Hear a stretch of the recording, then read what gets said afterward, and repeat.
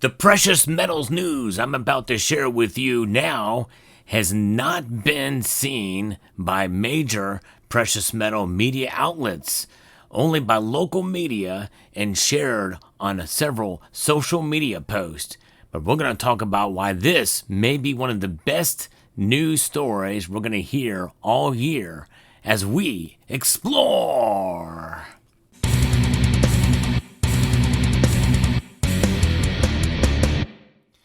This is a continuation of the revolution for sound money, and why this is so important is not necessarily what this is about, it's about who this is about. We're talking about the state of Connecticut agreeing to end all taxes on purchases of gold and silver and codifying it into law by Connecticut Governor Ned Lamont, a Democrat who signed House Bill 7287 into law, which includes a provision removing the last remaining tax on the purchases of gold, silver, platinum, and palladium bullion. This is a big deal, folks, not only because of what the governor has done in the legislature in the state of Connecticut, but also because they had already removed some taxation on silver and gold. Now think about this for a moment. From a partisan political perspective, we don't see this happen very often with Democrats. We saw this happen in New Jersey recently, and I covered that on this channel. But this one, I think, is just as big a deal because of the nature of the state of Rhode Island and how they usually vote. Usually Democrats aren't for lower taxes. Usually they're for higher taxes. I think most Democrats would agree with me on that do watch the channel. But it also just goes to show you that most Democrats who watch the channel do not agree with taxation on gold and silver. So this is a bipartisan issue, and it's a positive development to see some Democrats start to take ownership and recognizing Article 1, Section 10 of the Constitution. So this story begins here with talking about what the Connecticut governor has just done. That means that whenever you buy from a place like Summit Metals, the channel sponsor, you will not have to pay taxes. And what usually happens to these bullion dealers, they don't charge taxes, by the way. Stores and entities, they collect the tax for the states. So Summit Metals, if you go to buy gold and silver from them after this law takes into effect, you will no longer have to pay taxes on your gold and silver or platinum and palladium. The Connecticut General Assembly originally considered a standalone sound money bill carried by lead sponsor Senator John Fonfara, also a Democrat from District 1. The bill received a successful hearing before eventually being amended and absorbed into the state's larger budget bill. Yes, and we've seen that happen in the state of Kentucky, where the governor fought this. And in fact, I think it's still under contention in the state of the Commonwealth of Kentucky, rather. Kentucky is one of 4 commonwealths. Both Senator Fonfara, a strong advocate for sound money and fiscal responsibility in Connecticut, and Eric Bartone, managing director for Cygnus Financial Group based in Glastonbury, Connecticut, delivered strong testimony in favor of this measure, according to a report here from WLNS local there in Connecticut. And that's Channel 6, I believe. So fascinating to see this occur, and what an amazing thing indeed. Connecticut has been one of only 6 states in the United States maintaining merely a partial sales tax exemption on the purchases of precious metals. Connecticut's regressive practice of taxing only purchases under $1,000 singled out small-time savers for a tax penalty that larger gold and silver purchasers do not face. That was immoral in my view, so I'm glad they corrected it. By enacting HB 7287 with the sound money language intact, Connecticut has set an example for legislatures in California, Florida, Massachusetts, New Jersey, and New York, where smaller size purchases under $500, $1,000, or $2,000 in the state of California, which moved it up to $2,000 from $1,500. I talked about that in a video a while ago as well. The precious metals are still hit with sales taxes. Now, This law will not take effect until July 1st of 2027. Now, I don't understand why it's going to take that long, but the Connecticut sales tax exemption will not take effect until then. Why not just do it now? I guess it was signed into law, I don't know, June 30th or July 1 of this year, and you got to wait 2 years in order for it to take effect. To me, that's silly, but hey, I guess we'll take it.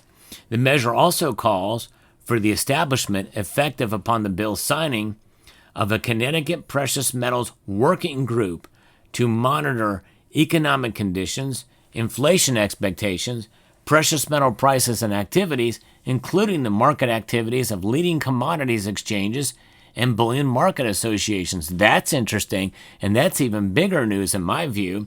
That's something I think unique to Connecticut. And also a precious metal legislation proposed in or enacted in other states. In other words, I'm going to look at what other states are doing. I think that's great. The working group will be made up of members of the General Assembly, the state treasurer, and any other individuals necessary to carry out the duties of the working group. Commencing in 2026 and annually thereafter, the working group is expected to submit a report summarizing the group's findings, including any recommendations to improve the precious metals market in the state. Well, I'm glad. That is really encouraging to hear, to see that the state wants to really intensify their economic activity by including precious metals. Wonderful news. Meanwhile, a full exemption bill passed in Kentucky earlier this year as the national backlash against taxing constitutional money accelerates in today's environment of rising inflation and geopolitical conflict. Including Connecticut, 44 U.S. states now fully or partially exempt gold and silver from sales taxes right now as of this writing, the article says. This leaves 6 states and the District of Columbia as the primary jurisdictions that still harshly penalize citizens seeking to protect their savings against the serial devaluation of the Federal Reserve note. Boom, they nailed it there. And I don't think this was written in part by the Sound Money Defense League. I guess I could be wrong. Well, I think it was, as they mentioned them down earlier. But still, this is great news. I'm not seeing it on their website, by the way. Their website did not highlight this article. I found it on my own, including Connecticut. And so we're seeing that. Now, this year, Virginia and Maryland reimposed sales tax on purchases of precious metals in their states. And on January 2026, Washington will begin taxing metals as well. The Sound Money Defense League and Money Metals Exchange are already in communication with lawmakers in these 3 states to ensure legislation is introduced next year to restore the lost exemptions, and that is unfortunate. I hate it, and this happens with the Big Beautiful Bill too, why these politicians have sunsets for the tax laws. I think it's ridiculous.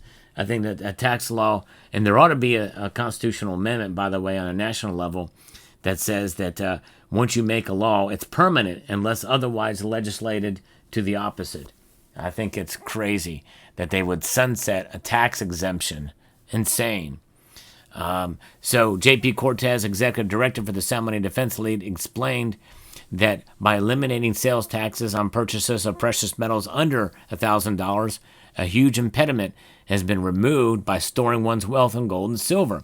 And Connecticut has officially joined the Sound Money movement. The constitutional state has earned its namesake by further aligning itself with the U.S. Constitution related to sound money issues. Amen. Inflation has become an undeniable problem due to financial mismanagement by the Federal Reserve and by the politicians in Washington, D.C. Thankfully, both large and small investors in Connecticut can now protect the purchasing power of their wealth with sound money without being taxed. And so the states that have been removing sales tax from monetary metals for the following reason, and this is very important. Taxing precious metals is unfair to certain servers and investors. Gold and silver are held as forms of savings and investment. And of course, I like to think of it more as savings than investment, and a hedge, really. States do not tax the purchase of stocks, bonds, ETFs, currencies, and other financial instruments, so it makes no sense to tax monetary metals. Levying sales taxes on precious metals is illogical because gold and silver are inherently held for resale. Indeed. And taxing gold and silver harms in-state business. So 2025 has become another extremely successful year for sound money policies across the country. And so it's been an amazing thing to see. And this channel has been at the forefront of bringing it to the YouTube audience and shared on other platforms as well. So if you enjoy news like this, in the revolution for sound money, as I call it, that's what I like to refer to it as, then I hope you will consider subscribing to the channel and pressing the notifications bell so that you can be apprised of the latest video that makes its way across your device. And I'd like to extend a multitude of gratitude to each and every one of you for taking the time to watch, and encourage you to please rate, share, comment, and subscribe.